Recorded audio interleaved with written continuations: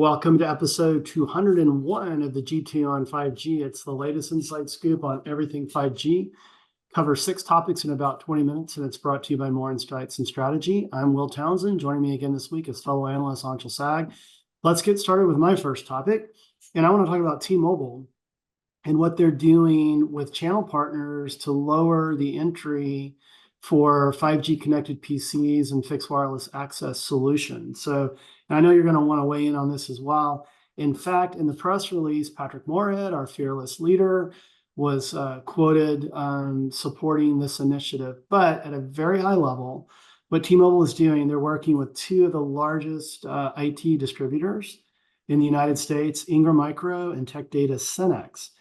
And what they're doing is they're rolling out a Partner Plus program. And what this is, it's a subsidy program that actually lowers the cost of PCs that have integrated 5G mobile broadband modems in them.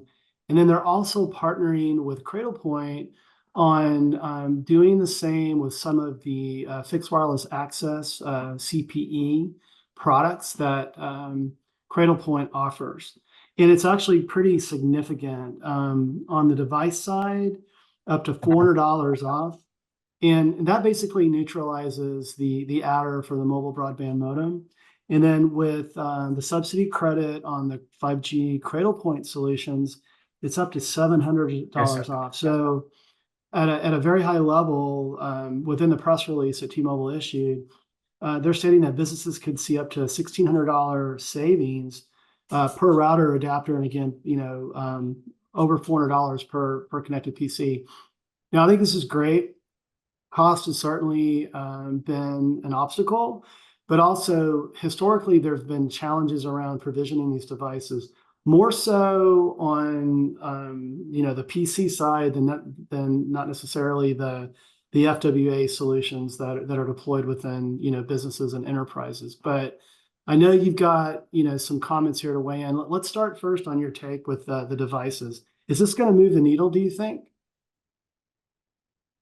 I've thought about it, and I just feel like it should, but the problem is just throwing money at the problem is not the solution. Right, I Um, agree. there needs to be a certain level of education, and honestly, like there needs to be a marketing program. Like, you know, for example, let's talk about like our government. When we have programs where we give people money, we Yeah, literally have to advertise that we are giving away money so that people use that money, right? So right.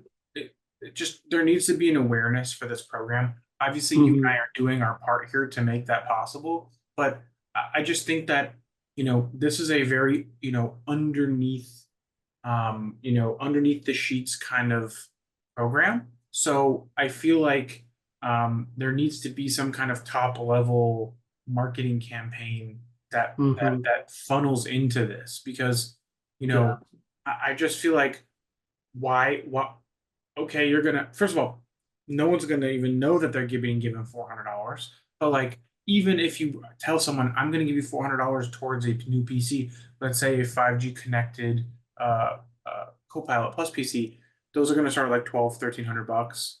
yeah, Um, so you're gonna get it under a grand. That's huge, right?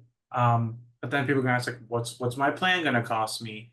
And right. why like people are still gonna ask questions. So I think that there needs to be a really solid campaign to explain to people like we're going to give you a really good discount. You're going to pay for service, but you're going to love it. And the truth is, I have yet to meet someone who uses a 5G connected PC for a good amount of time and doesn't absolutely love it. It's a great Right. experience. The problem has always been the cost, right? So throwing money at people, I think does help in some ways, but also you need to like really educate them. I agree. Obviously there's pull through the channel. I mean, these distributors are going to be working with value-added resellers and others that are, pulling product, from them to sell to end customers. And so there's sort of a procurement sales motion that goes on there. But you're right, there needs to be, I agree, there needs to be a program that basically highlights the fact that this is available, right? And it's just not the initial cost of the device. It's you're paying for the ongoing service as well, whether, and obviously it's, T-Mobile is going to focus on this, and I'm sure there'll be within their storefronts, their retail storefronts, there'll be signage and that sort of thing, and to promote this. But this is really, I think, it's a business play because they're working with IT distribution, partners to do this. So I do think there'll be some end users that'll find it interesting as well. But yeah, it definitely requires a push-pull. But I think it's a step in the right direction. And again, I think what needs to also be really scrutinized is just how easy is it to provision this stuff in the field, like self-provisioning, right? And that's always been problematic when, let's say, a connected PC is sent out, and then I mean, it's obnoxiously yeah. easy now. Oh, cool. I feel like the reason why this program exists is because it has become so much easier to do. Like when That's I good. signed up for the T-Mobile program, where they're giving 90 days free service on the Surface Pro 9 5G. It was literally just like type in your T-Mobile account. Oh, cool. I didn't Yeah, have well, to that's talk great. to anybody. I didn't have to go through any ridiculous workflows. It was log into your T-Mobile account. Here's 90 free days. And then if you wanted to pay more for more service, you could. But it was like really simple. It was like you go to your Wi-Fi like setup on the Yeah. PC, and then one of your options is eSIM, and then you go to eSIM, and then you like log into T-Mobile. So Cool. it's gotten obnoxiously easier. Like it was so bad before. It was totally Yeah. justified of people not wanting to do it. Now there's no excuses. Well, you heard it. You heard it here, our viewers and listeners. That's great news, my friend. Hey, let's go to your first topic. And I was at Black Hat this week. I was there. Monday was sort of the travel day, and then I was there Tuesday, Wednesday, and I was flying out, and this news started breaking. But you want to talk about a 5G baseband vulnerability that was surfaced at the big security event this week in Vegas. Yeah, I followed this because I wasn't at Black Hat, and I was really surprised because I didn't actually know that this was something that happened. But basically, um, like many 5G um, vulnerabilities, it actually kicks you down to a older protocol, which is less secure. So this is really about the fact that users' devices still need to support the older bands. Um, Mm-hmm. so, like one of the good reasons why we left 2G and 3G was security. And I think with time, 4G will also be dropped off eventually. And because it's also a security vulnerability. But basically, this was a tool that they created called 5G Base Checker, which went in and checked out, the basebands of many different phones from Samsung, MediaTek, Qualcomm, made by manufacturers like Google, Oppo, OnePlus, Motorola, and Samsung. And they basically were able to uh, trick these devices into connecting to a fake cell tower and send credible phishing messages, or use a malicious website with this capability. And that this fake base station would only be possible if they were able, to get kicked down to a lower G. And they basically sent ahead of announcing this, like proper researchers, they helped companies patch these vulnerabilities in advance and then announce the Mm-hmm. vulnerabilities, which there were 12 of. And Yeah. it looks like Samsung and Google already said that they have already patched these flaws, but MediaTek and Qualcomm did not respond for comment. So I have a Interesting. strong feeling they probably already have, um, because MediaTek and Qualcomm are two big basebands providers. Um, but yeah, it'll be interesting to see as this matures how well addressed it actually has been.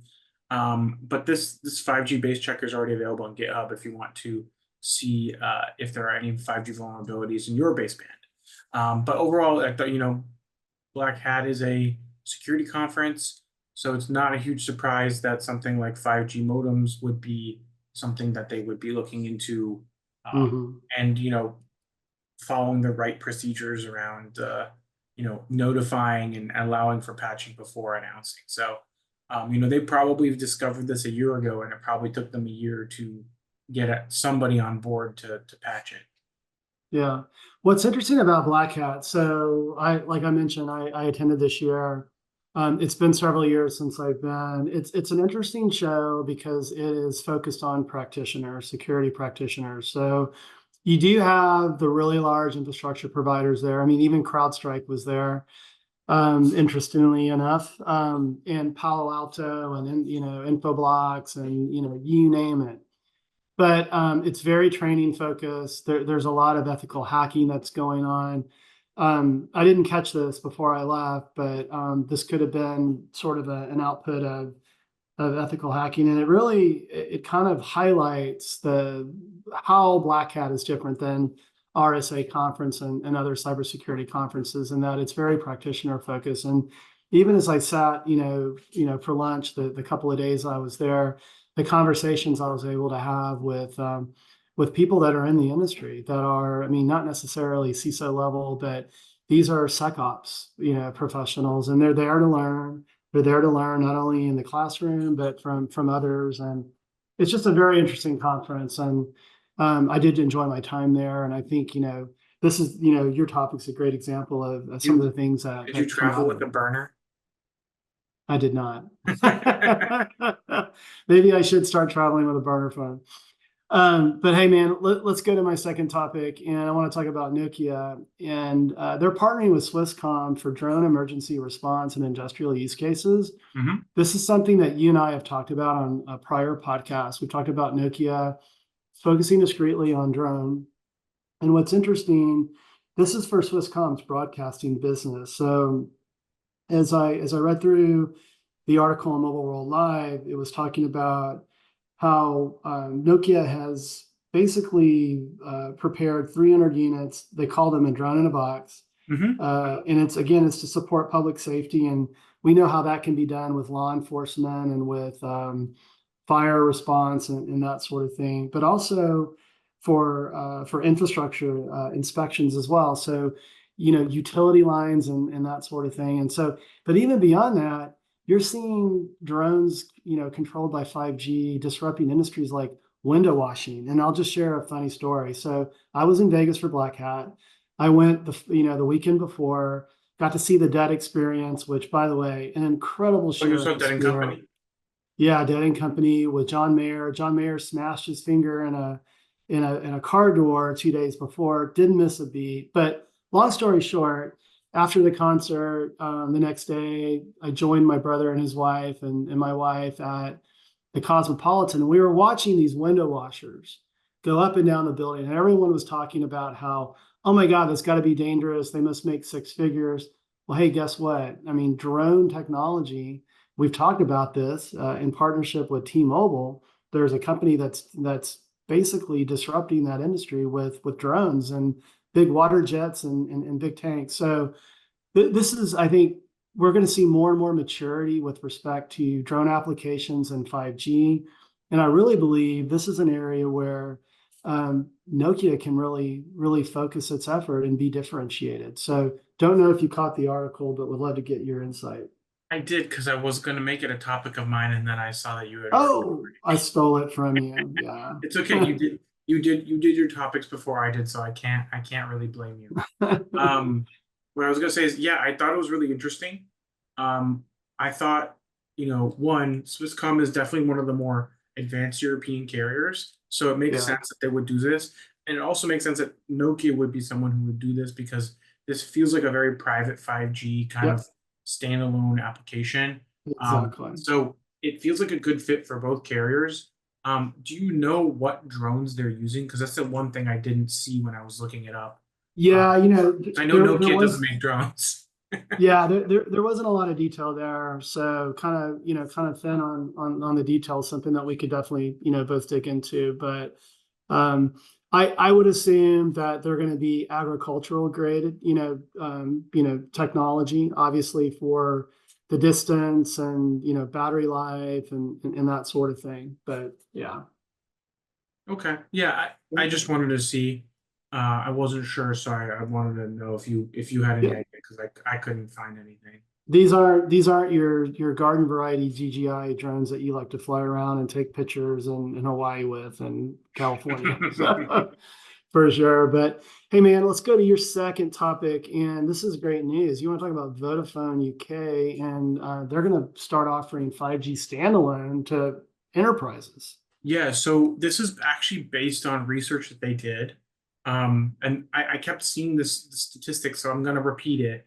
They said that 39% of UK companies are ready to invest in 5G standalone today, with 14% making the move within 12 months, demonstrating an immediate appetite for next generation digital services.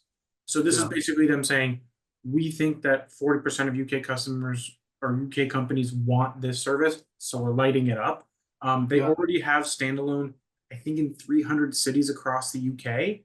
Hmm. And they call this standalone service 5G Ultra. They were the first ones to brand standalone service. I still think AT&T and Verizon are going to do that too, by the way, maybe even Yeah. T-Mobile.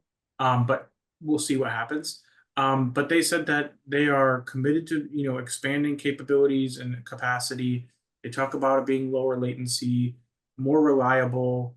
And they really said that the big reason why a lot of businesses were interested in it is the 93% reliability uh, connection for critical applications. So um, Hmm. basically, this is for all kinds of businesses, from enterprise all the way down to small and medium business.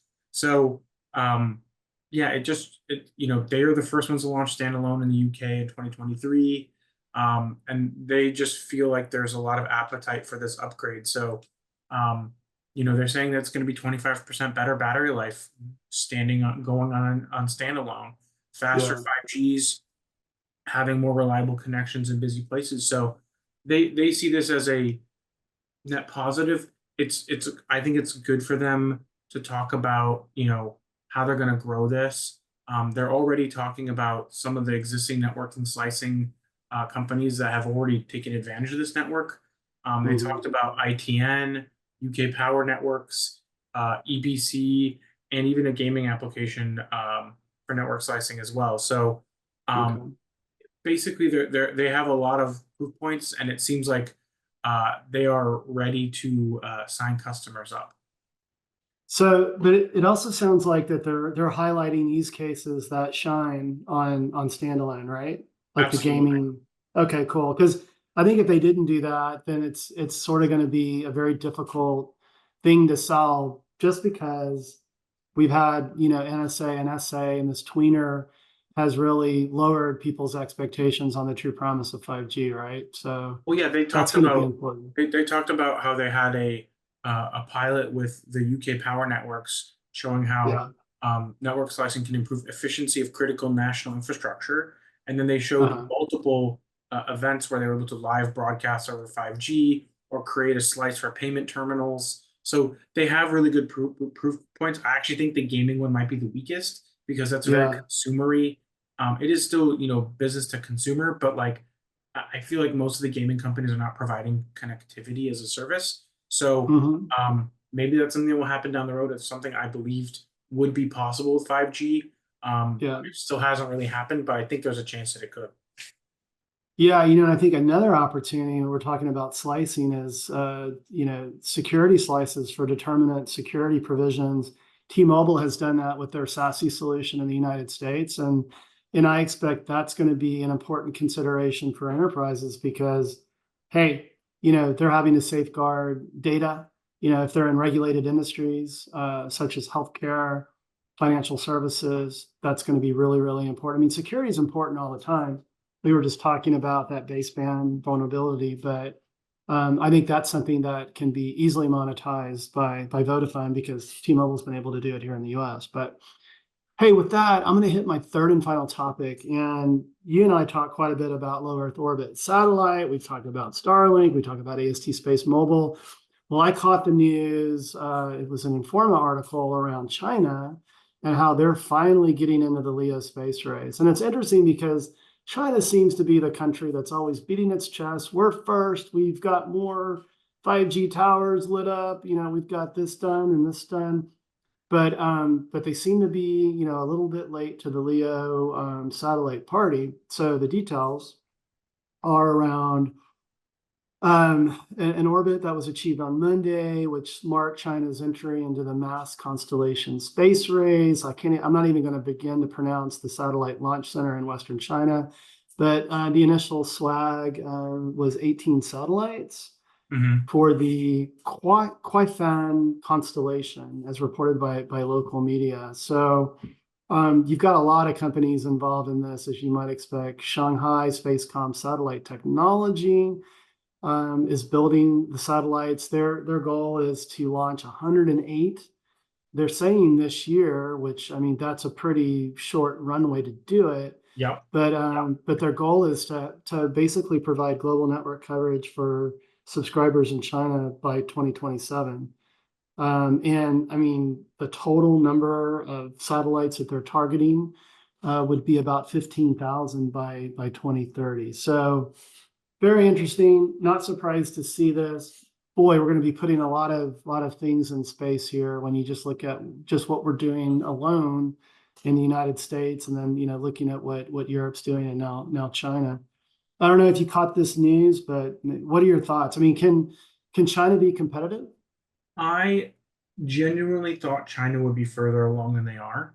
Yeah. To be honest with you, I also think that like China's space program has also had some setbacks. So, having the ability to launch rockets um, efficiently is a key component of being able to build good LEO networks. Yeah. Um, so, they've definitely had some interesting launches as of late. And yeah, I just think that like China, they just operate on a different time scale. But sometimes they run into issues and they get delayed. I think they're Hmm. delayed, to be honest with you. I really was expecting them to be further along than they are. Um, and yeah, I think that's a pretty tight window for them to get this done by the end of the year. I have a feeling that they'll probably stop talking about this and let whatever schedule happens happen. Yeah. But ultimately, it's a state-funded enterprise, and they'll be able to, do whatever they want, however they want, even if it's, using questionable rocket technology. Yeah, for sure. And it's interesting because when you look at just the mobile infrastructure that's been deployed, and if you believe the numbers on RAN infrastructure and that sort of thing, it makes you wonder. I mean, how badly do they need satellite coverage if they basically just they kind of mow along, and Think they about the build rest these. of China. It's a huge Yeah, country, right? It's it very is. similar to the US in the sense that you have really dense population centers and then you have open expanses. Yeah, yeah, and you've got the special economic zones, right, that were set up 2-3 decades ago, and There's a new they're one. certainly, yeah. I was going to say they're certainly fibered out and built out from a mobility standpoint. But you're absolutely right. I mean, this will likely give them coverage in those extremely rural areas that are not within those SEZs. And it will help them, maybe potentially build out some of their um, new regions as well, because Hmm. um, Harbin is likely going to be a very big center for China moving forward. Hmm. Yeah, good point. I think they're building it. They already have some stuff in very far eastern China that they're trying to modernize and make like the new Shenzhen.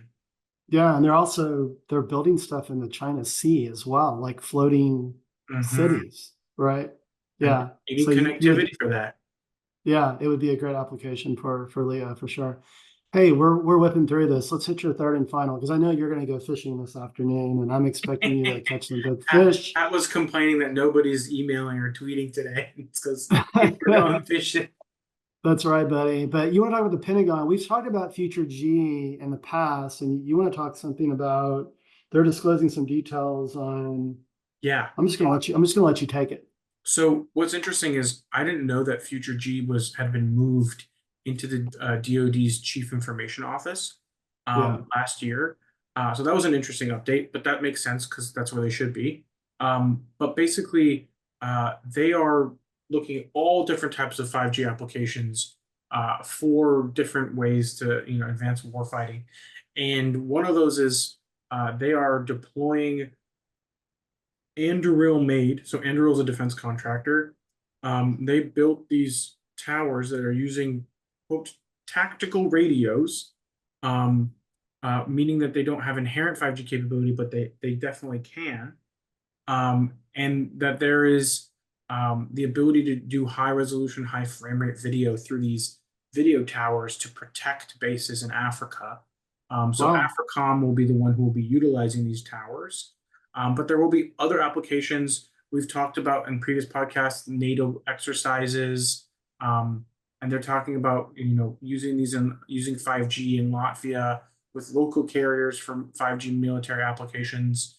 So Hmm. 5G is very much alive and well with the U.S. Department of Defense and specifically for improving security in this situation. But it was really Hmm. interesting because I actually follow Anduril pretty closely. They do a lot of autonomous drones, and they wanted a contract with the Australian government for an underwater drone. Um, but they're doing a lot of stuff, and I did not know that they were building these towers for security purposes. So Hmm. I think the applications for 5G in defense continue to grow, and it seems like the next thing will be pushed by FutureG, and they will transition us into 6G as well. But it's very clear that the U.S. Department of Defense and the Pentagon is very serious about enhancing capabilities with the next generation of wireless connectivity. For sure. And, I've spent some time with Booz Allen and their work with the US Navy and what they're doing to equip naval ships and probably submarines and whatnot with 5G communication technology as well, and really replace, comms that are very antiquated. I think it's interesting that you mentioned Latvia, because I'll be headed to Riga, the capital, in October It was not for a mistake. yeah, for 5G Tech Retort. I'll be moderating panels there again. It's like my fifth or sixth time there. I'm a founding father. Patrick Moorhead, our fearless leader, continues to ask me, when am I getting the key to Riga?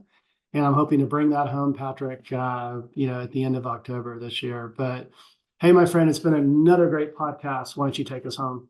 Absolutely. We hope our viewers and listeners found this week's topics interesting. If anyone out there would like to provide insights on a specific 5G topic for a future podcast, please reach out to us on social media. Will's at Willtown Tech, and I'm at Anshul Sag. We hope you have a great weekend, and please tune in again next week.